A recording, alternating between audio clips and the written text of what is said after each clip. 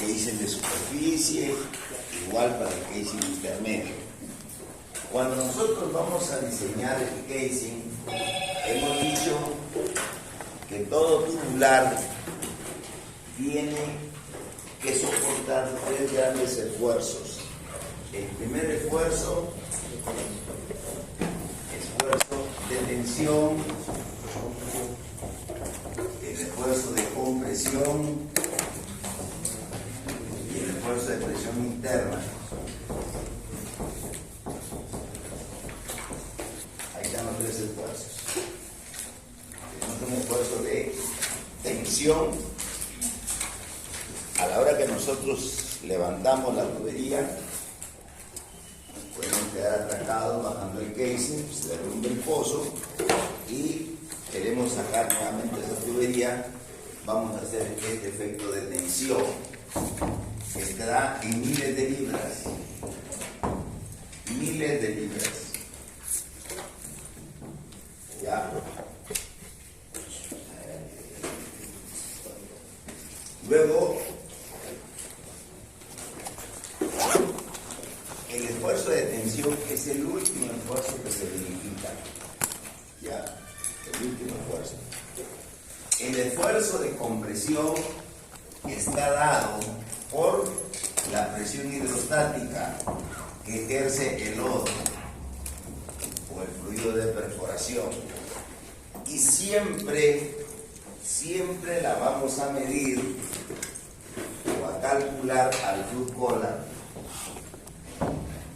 Siempre vamos a hacer eso, o sea que la presión hidrostática será igual a la densidad del fluido entre la densidad del agua por 0.433, que es el gradiente hidrostático, multiplicado por la profundidad del fluid collar.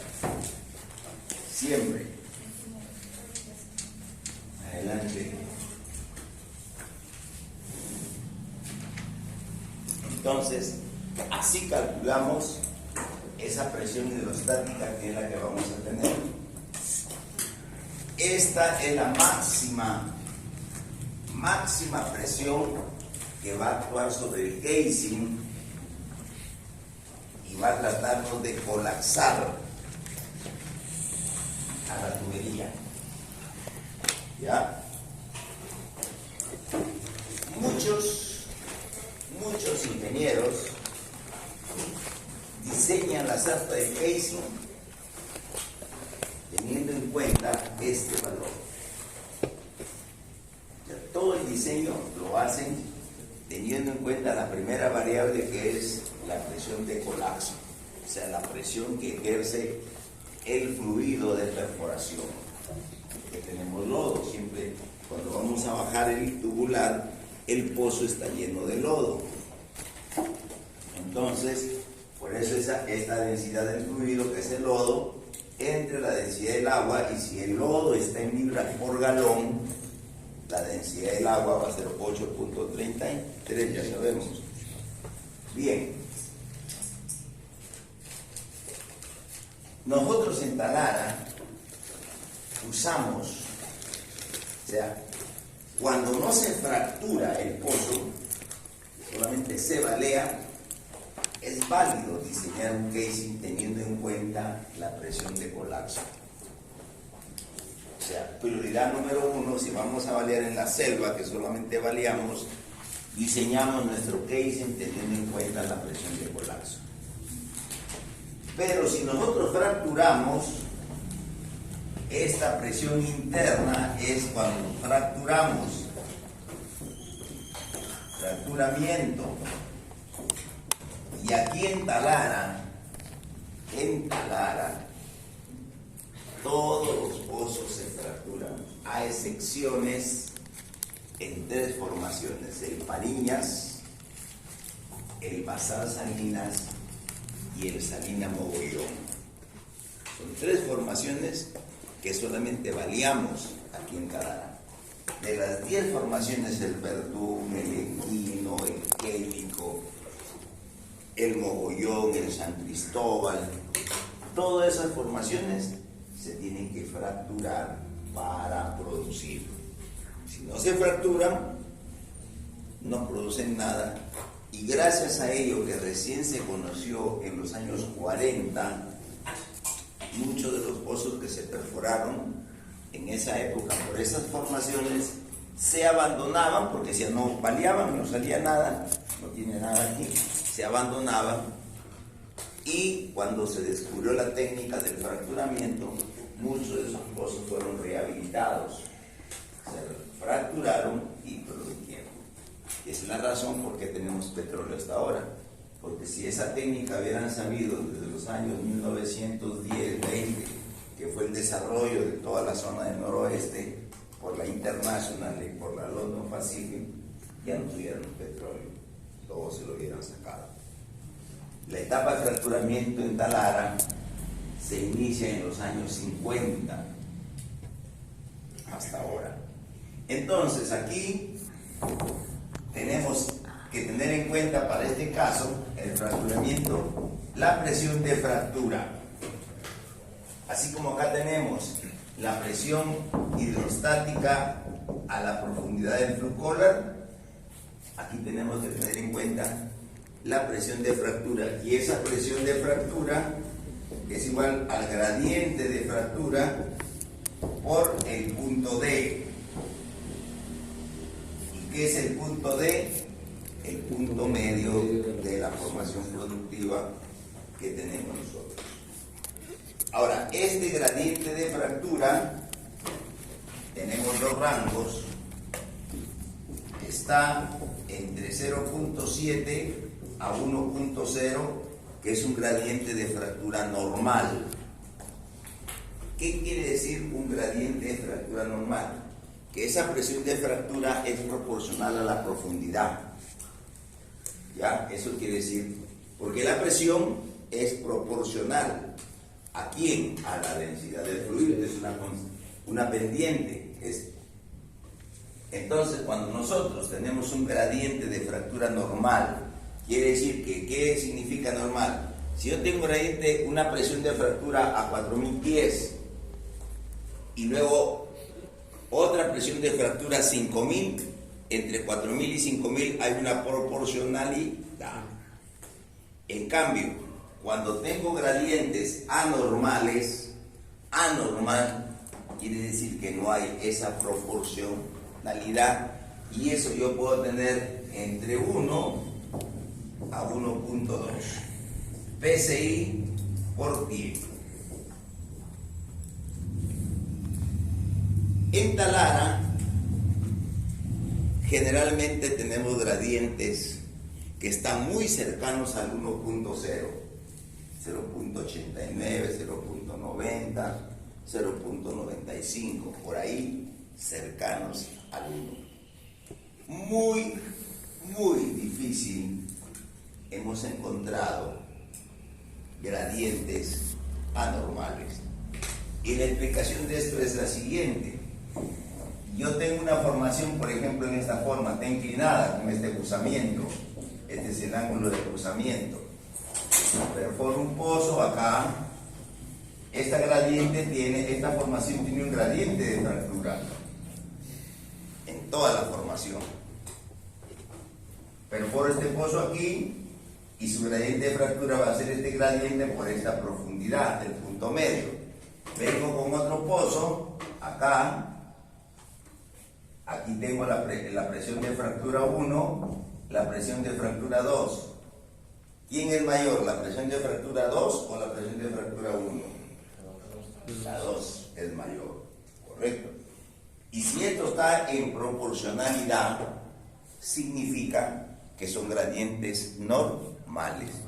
Pero ¿qué pasa si hay un movimiento tectónico y ocurre un fallamiento y esta de acá se desplaza? En lugar de estar así, viene una falla y este intervalo lo tenemos acá. Entonces, el pozo número 1 vamos a hacer acá. Este pozo que yo perfore, ya esta formación ya no la encuentro aquí. El pozo 2 puede hacer que lo encuentre en esa forma. Pero ¿qué pasa si vengo con el pozo 3? Ya no encuentro a la formación que estaba arriba. que tenía un gradiente de fractura. Me vengo, pero esta formación que tiene este gradiente de fractura está ahora acá. Y dígame, ¿sigue siendo el mismo gradiente de fractura? ¿Ah? No. Razones. Esta es la formación. Tiene un gradiente de fractura donde yo lo rompo. Esto yo lo muevo acá abajo. Lo voy a seguir rompiendo con la misma intensidad que cuando lo rompí acá arriba.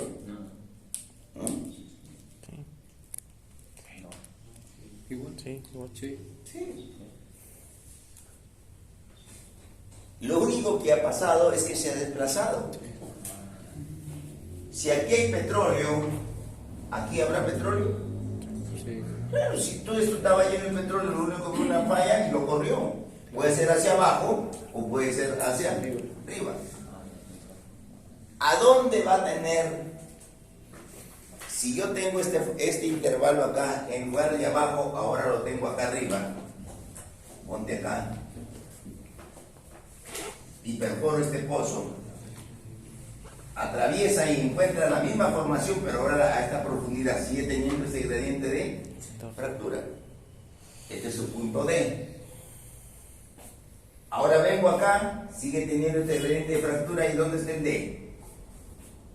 Aquí está su D. ¿Quién tiene mayor presión de fractura? No es lo mismo gradiente que presión. El gradiente de presión es una relación cociente delta de P entre delta de D. Y la presión de fractura, que es ese gradiente multiplicado por ¿quién? Por la pro. ¿Quién va a tener mayor presión de fractura? ¿El de abajo o el de arriba? El de abajo.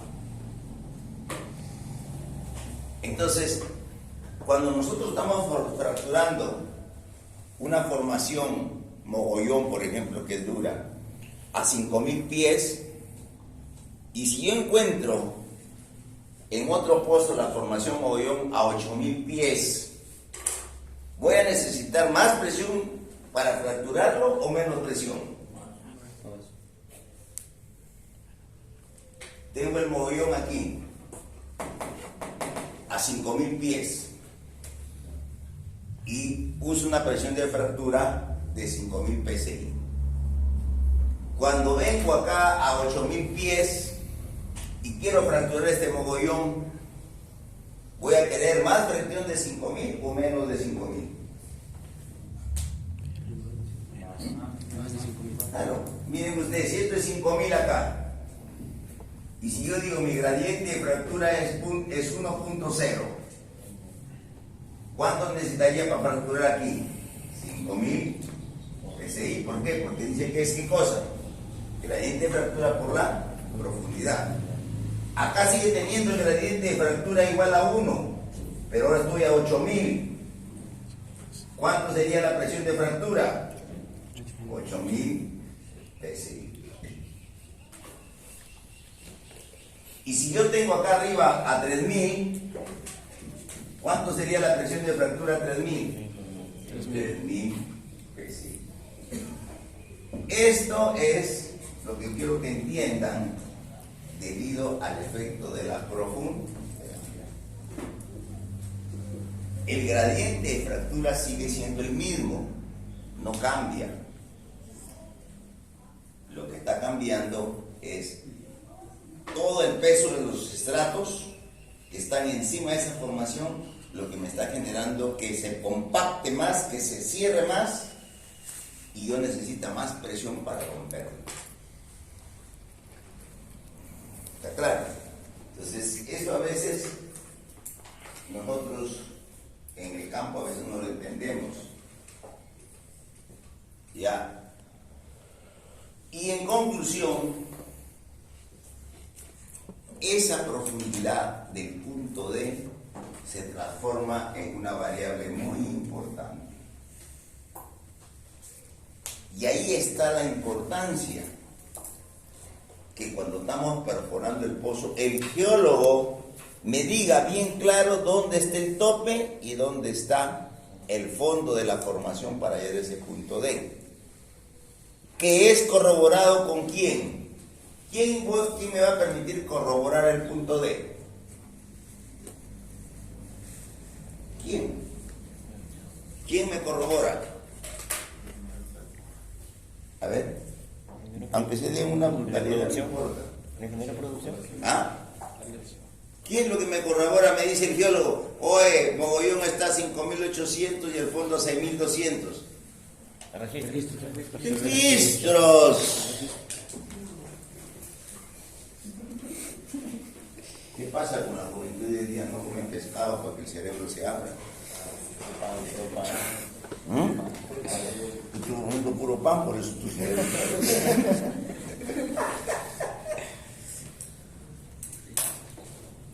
¿Está claro? Esa es. Pero nosotros tenemos que tener información de primera mano. ¿Y quién me da esa información de primera mano? El control litológico del pozo. ¿Que quién lo lleva? El geólogo del pozo. Él va diciendo, tal formación, tal lutita, arenisca, tanto.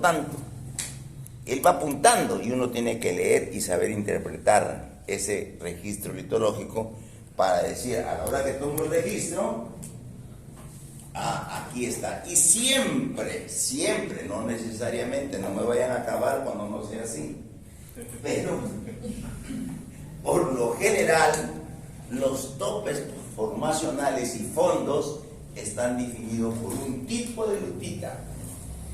Tenemos por lo menos 10 a 12 tipos de lutitas y todos están con las itas: clorita, momorionita, Dolomita, hilita, la caulinita, la todas las lutitas, y cada lutita es un marcador de una formación productiva de su época. Es el primer identificador, pero debo ir a ver el segundo identificador de esa formación, y ese segundo identificador de la formación vienen a ser los fósiles. ¿Qué había en esa formación cuando se formó, valga la redundancia, en esa época? ¿Qué bichos había? Y entonces el burrólogo nos dice, hay tal bichito tal, ese identifica la formación tal. Y la tercera la vamos a identificar ya nosotros tomando los registros eléctricos y viendo la precisión. Cambio, ahí está el tope y aquí está el fondo. Ya. Esto ustedes les enseñan un curso, pero no sé si les explicarán así, el curso de geología estructural. ¿Llevan el curso de geología estructural o ya no lo llevan? ¿Ya lo quitaron? Lo es pésimo, pues. No, ya lo llevamos. ¿Ya lo llevaron? Pero se sigue enseñando.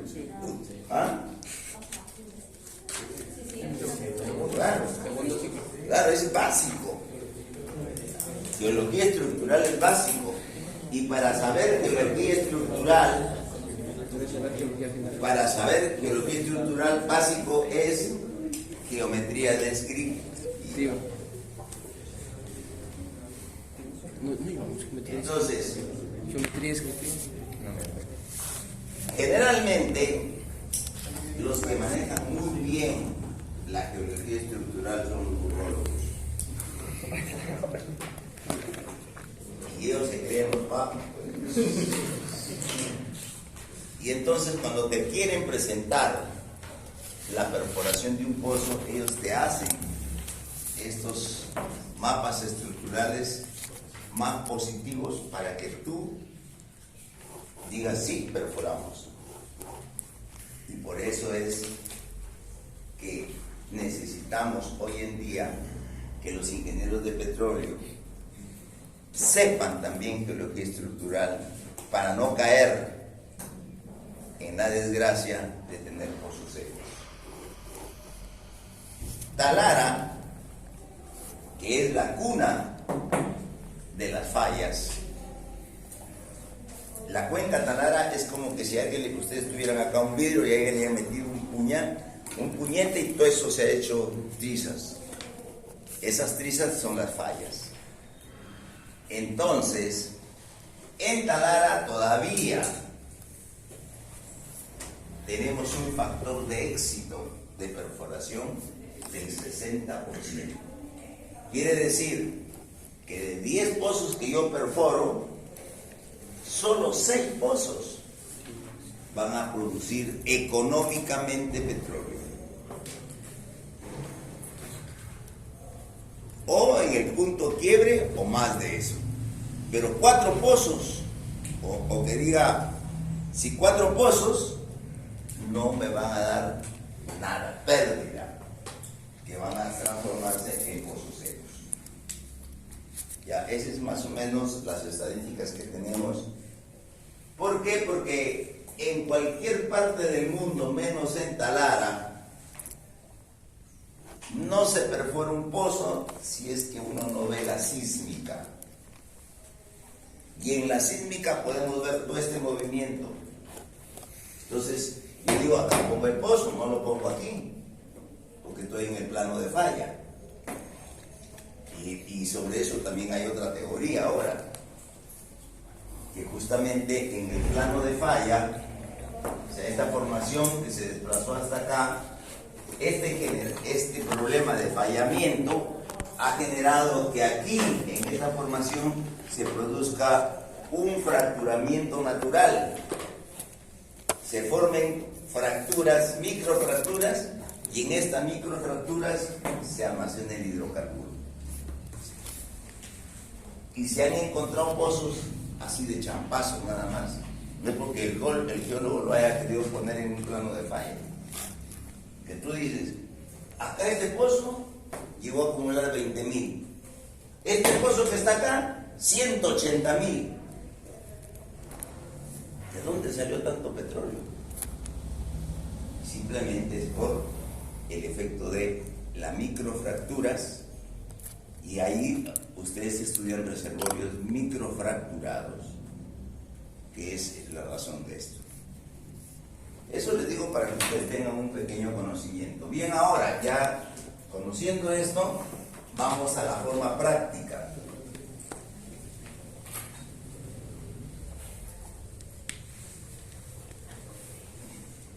Yo les voy a enseñar el método gráfico de hacer rápido el diseño de un casing, ¿ya?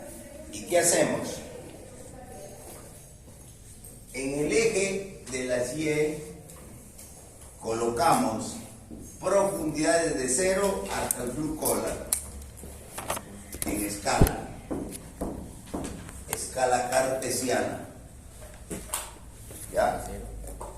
Desde 0 pies, desde donde nosotros tenemos el pozo, encima de la cota, ahí está el equipo, hacia abajo. Y acá, en el eje de las Y, X, la presión. ¿Qué presión? O la presión hidrostática o la presión interna, el gradiente. Entonces, hay dos rectas, porque la presión, hemos dicho, es lineal. 0, cuando el lodo, cuando está en superficie, ¿qué presión hidrostática tiene? 0. Y en el flujo collar, hemos dicho, tenemos esta presión que sería la presión hidrostática total, que está actuando sobre el flujo collar. ¿Ya? Y luego también trazamos otra recta que tenemos acá para disimularla. Este es el punto D. Y aquí está la presión de fractura. Entonces, el 0 con la presión de fractura, y voy a tener esta presión de fractura, ¿dónde? En el flujo polar. Esto es lo que conozco, porque esta presión la he calculado como el gradiente multiplicado por este punto D. Entonces ya tengo esta recta. Todo el casing que yo baje en ese pozo tiene que estar en este rango.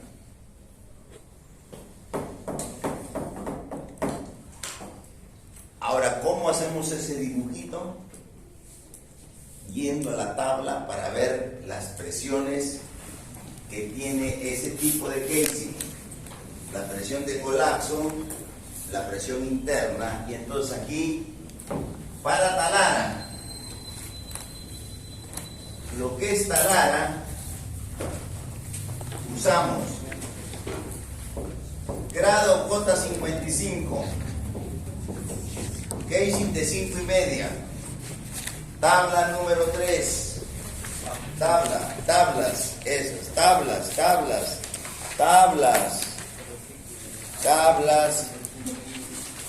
¿dónde está tablas? Tabla número 3, ahí dice page 1, page 2, page 3, tenemos que estar quechuas ahora. Ya, en la tabla número 3, 3 o 2, ¿qué tabla es?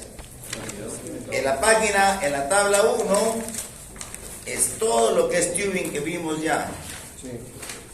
Ya, donde vimos que tenemos la característica del tubing es el cople, que ya sabemos es un cople EUE, AUSET, o un cople no AUSET, o un cople integral. La tabla, página número 2, dice dimensiones y esfuerzos de casing. Dimension and stress of casing. Y comienza con el de 5,5. Ya, hemos dicho que el de 5,5 es híbrido. Es entre hombre y mujer, no se sabe. Se puede usar como tubing o se puede usar como casing.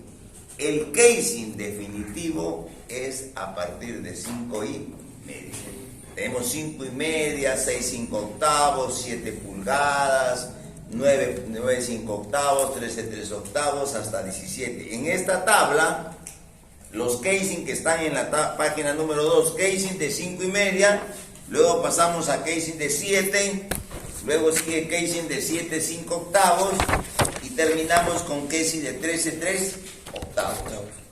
Pero en el handbook, donde ven las propiedades físicas de los tubulares, pueden encontrar casing hasta de 36 pulgadas que se usan en Libia, en lugares donde se produce mucho.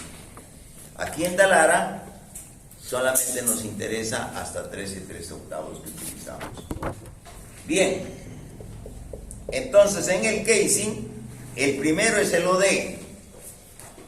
5,5, típico de Talara. Y en Talara usamos J55 en los 3 grados, de 14 libras, de 15 libras y de 17 libras, de 15,50. ¿Ya? De J55 de 14 libras, J55 de 15 libras, 15,50 y J55 de 17 libras. No usamos K ni C, sí casing N. Y los N de todos los grados, de 17, de 20 y de 23. Los N era de la selva. ¿Ah? Los N80. No estoy hablando Talara, J55 y N80, Talara. No he hablado selva todavía. Sí. Ya, Talara usa, recién digo la selva, usamos nosotros el P110 o el C95, pero no lo tocamos aquí. Porque nos preparamos para Talara. Pero lo que hacemos para Talara simplemente tenemos que hacer. ¿Por qué? Porque yo voy a determinar el tipo de casing. A ver, super ingenieros. Vamos a suponer que yo he perforado un pozo hasta 15,000 pies con un lodo de 16 libras por galón. ¿Cuál sería la presión hidrostática? ¿Cuál sería la presión hidrostática que yo tendría que usar, que tener para ese pozo? Ejemplo, porque no es por qué uso este y por qué uso el otro. Tiene una razón de ser, lo que yo les doy y a la práctica. Yo les preguntaría, ¿qué tipo de casing me vas a usar en un pozo que tiene un TD, donde el fluid collar, primero un TD de 15.000 pies. El Blue Collar lo estamos poniendo 14.500 pies. Ya definí el Blue Collar. El lodo con lo que le he perforado es de 16 libras por galón. Bien, entonces, ¿cuál sería la presión hidrostática de este pozo? ¿Cuál sería la presión hidrostática? 16 entre 8.33 por 0.433 ¿por cuánto? Por 14.500. ¿Y cuánto me da? 12.059. Vean ustedes, y hemos dicho que la presión hidrostática, ¿a quién afecta? De esos tres variables, tensión, presión interna, colapso. ¿A quién afecta? Al compresión o colapso. Y entonces vean ustedes ahí. A ver, si yo quisiera hacer un N80, a ver, digo, quiero usar un N80, ¿cuál es la máxima presión que tengo de colapso? Ahí donde dice, está, ustedes dicen presión de colapso. Colapso pressure, ahí está. ¿Cuánto sería? La N80 máximo va hasta 11.140. ¿Yo cuánto necesito? Entonces, ¿sirve N80? No sirve, porque lo va a colapsar. ¿Qué tendría que usar? Entonces voy al C95. C95, ¿hasta cuánto dice? Hay 12.920. Entonces, por eso digo que en la selva, que perforamos pozos de más de 10.000 pies, usamos el C95 y el P110. Y si queremos tener más seguridad, un P110, ¿cuánto tiene? El de 14.520, yo estaría más seguro de usarlo que un C95. Por lo tanto, en la selva, ya en la práctica, usamos generalmente el C95 y el P110. Aquí en Talara, que perforamos a 6.000 pies máximo, 8.000. Y si yo estoy perforando con ese lodo de 16 libras, ¿cuánto sería esto por 8.000? ¿Cuánto me daría? A ver, 16 entre el gradiente de presión, 16 entre 8.33. ¿Cuánto? Entonces aquí me sirve J55, presión interna J55, ¿cuánto va? A 4.900, no me sirve. N80, sí tengo hasta 11.100. Y todavía tengo 8.800, un N80 de ¿cuánto? De 20 libras por pie. Entonces, yo lo que les digo es la práctica. El por qué es el análisis que hacemos.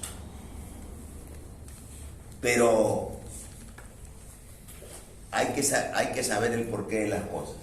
Entonces, yo selecciono el casing, he dicho, para Talara con la presión interna, o sea, la presión de fractura.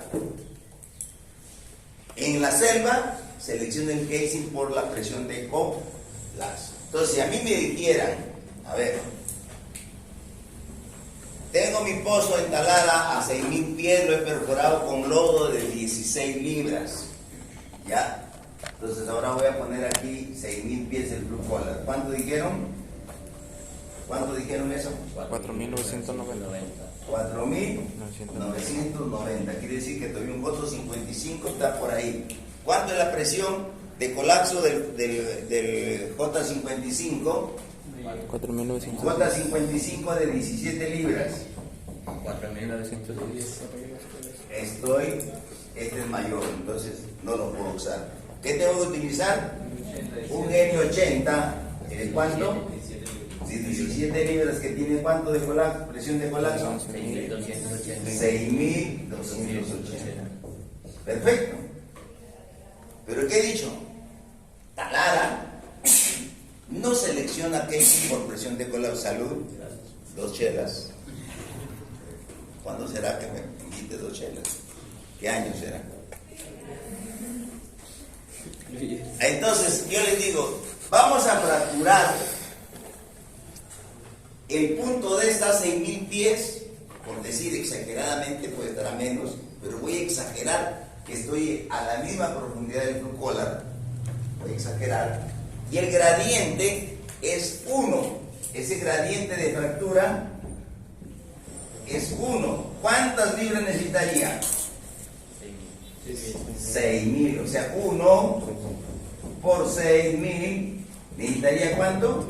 6.000 pesos. Díganme ustedes, ¿cuál es la presión interna de este casing que seleccionamos que sí soporta el colapso? Entremos ahí a presión interna. En la columna ahí está, nosotros tenemos internal yield, esa es la presión interna. Y si vemos el N80 de 17 libras, ¿cuánto es? 7.000. Y hay que tener en cuenta dependiendo de qué tipo de cople. Si es un cople largo, si es un cople corto, no tiene. Si es un cople largo, 7.790. Y si es un cople butter, que es todo igual como el integral. ¿Qué? ¿Puede ingresar? Y es pintado. No entra, pues calladito. Pobre Perú. ¿Ustedes contratarían a él como ingeniero? No, porque siempre va a llegar tarde. ¿Ah? ¿Les interesa que juegue? A ustedes les interesa aprobar el curso para que sean buenos ingenieros. Si Perú gana o pierde. Nada. Pero el ejemplo de eso. Ella acostumbra a llegar tarde y cuando vaya a trabajar va a llegar tarde. Entonces le dicen, muchas gracias señor, vaya. Es que en la vida tienes que saber tomar decisiones. Y tú tienes, para eso está tu cerebro de creatividad. ¿Qué tengo que hacer para yo llegar temprano? ¿Acaso me has informado, le has dicho a Jaramillo, le ha dicho? Nada. Así hay que estar atento porque a las 10 de la mañana va a llegar Isurita. Entonces, ¿te das cuenta? Todo, señores. Y esto, por favor, grábenlo bien y coméntenlo en su casa. Mientras el moribundo está vivo, lo podemos salvar. Una vez que ya está muerto, está frío, no lo podemos resucitar salvo que seamos milagrosos como Jesucristo. Es decir, antes de hay que actuar. Y para ser actuador, la tecnología ha sido tan maravillosa que sacado este bicho ahora. Mira, no me molestes, no voy a llegar a esta hora, estoy con Margarita, así, ya, por favor, para que ustedes mejoren su actitud, que es lo que necesito, que me cambien la actitud. Tampoco no quiero decir que desde las 6 de la mañana estén esperándome aquí. 7 llega, estamos a las 7, el profesor llega más, me enseñan ustedes. Yo tendré que hacer, pero como yo vengo desde por allá, ya para llegar a Sullana. Sí, creo que sí. Y tengo que tomar un bus que viene y recogiendo como a 300 personas y dice todavía, hay espacio todavía, dice, vayan adelante, y el carro. Entonces, lo máximo que puedo llegar acá es 7:12, creo. Así es. Así que, señores, siempre es bueno comentar la vida. La vida es lo que nos da, es lo que ustedes se van a enfrentar.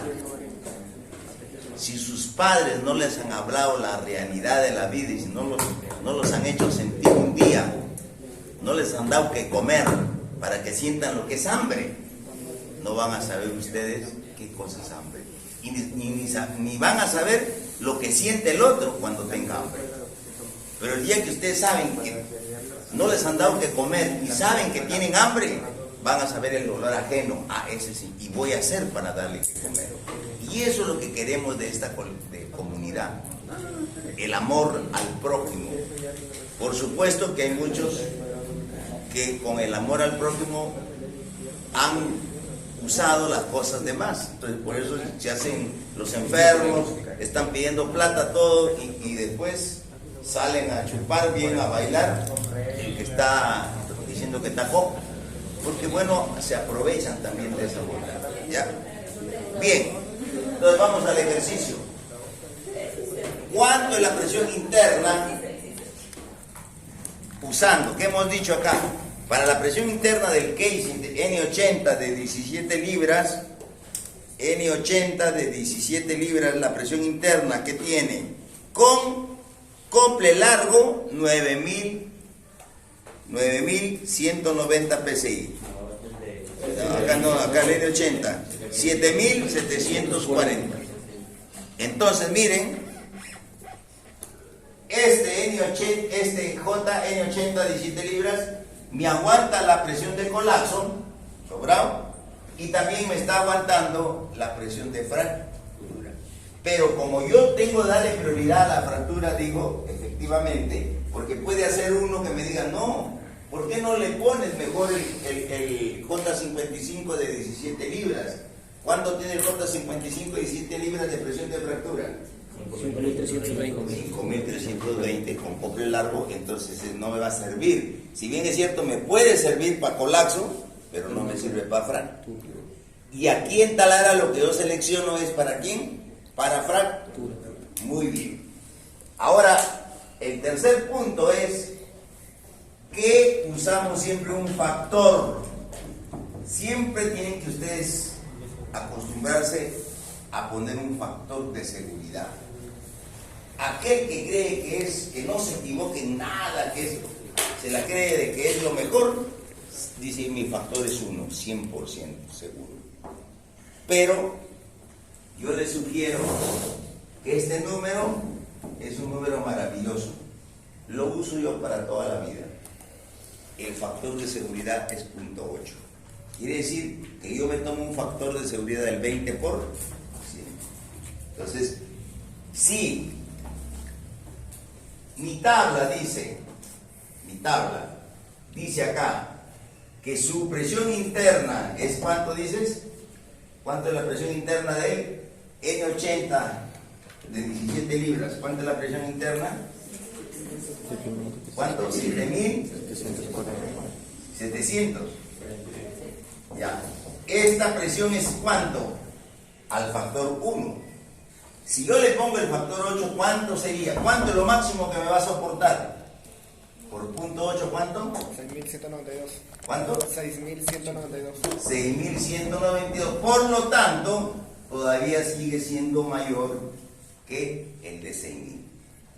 Entonces, en este gráfico que tengo aquí, ya tengo que poner los números con los factores de seguridad.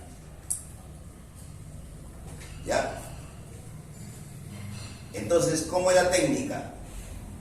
De mis casing que yo voy a seleccionar, hemos dicho, Talara tiene J55 y N80. Una vez que selecciono y hago mi gráfico, voy a trabajar con mi factor de seguridad. Por ejemplo, ¿qué digo? Si aquí la presión interna de colapso es 6.280, mi casing, ¿cuánto tenía de presión de colapso para el N80? ¿De cuánto? ¿Es ese 6.280? No. ¿Cuánto es la presión de colapso? Sí. 6.280. Ya, pero por punto 8, ¿cuánto sería?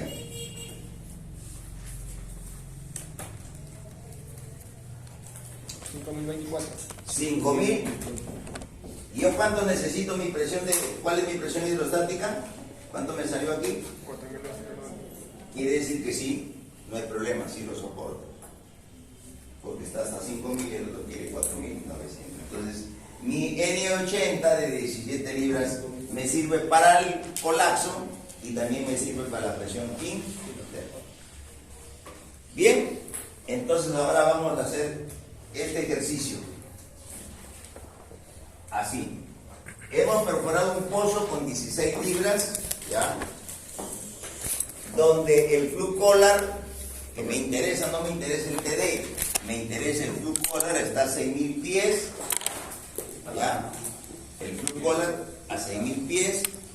El gradiente de fractura de esa formación es un PSI por cada pie, Y el punto D es de 5.500 pies.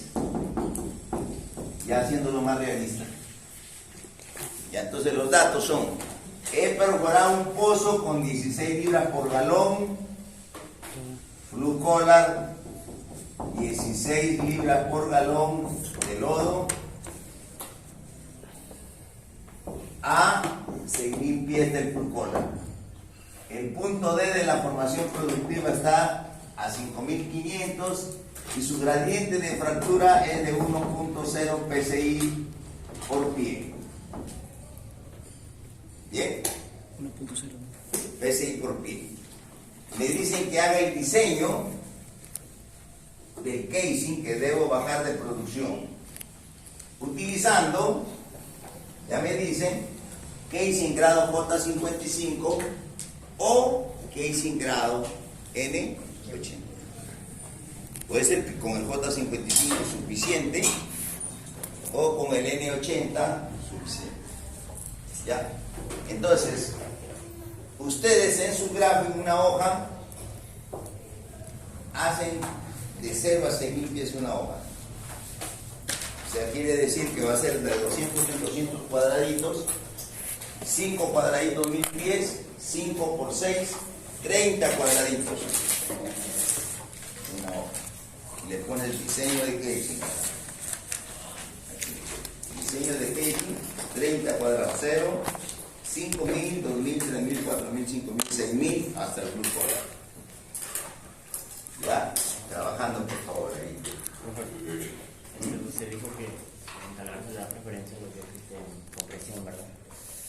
Presión interna. Presión interna, y si no cumple lo que es la presión de cola, y cumple uno, no cumple el otro. No, tienen que los dos cumplir. Ya, Pero prioridad le damos a la presión interna. Es que los dos, para que todo casing que yo utilizo tiene que cumplir las tres propiedades: colapso, interna y detención. La detención es a lo último porque ya tenemos toda la sala, podemos calcularla.